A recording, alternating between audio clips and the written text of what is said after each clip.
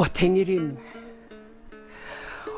Tengirим, биздин уулдарыбыз, күйөлөрүбүз согушта курман болбогондо эмне деген эгин эгип, канчалаган кырман бастырып, канчалаган кишилердин энчисине эмгегин арнабайт беле.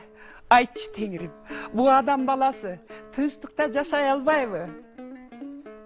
Эй, төгөрөктүн төрт бурчунда жашаган адамдар, силерге эмне керек? Жерби? Мына жер бардыгына жетет. Укум тукумубуз көбөйсө жай болуп берет. Жер бардыгына тең жетет. Ага биздин талашыбыздын кереги жок. Ага биздин эмгегибиз керек. Ага биздин ынтымагыбыз керек. Ооба. Бүгүн менин эскерегөнүм.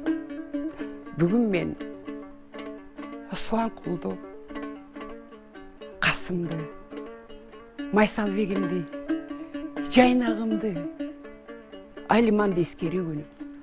Мен аларды өлөр-өлгөнчө унутпаймын. Бирок жер жүзүндө жашаган адамдарга айта турган кебим бар. Эй, жаркыраган күн, шоолаңды төгүп сен айткан.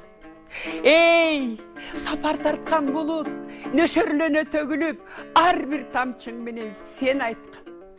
О жер, асман, сен айткан.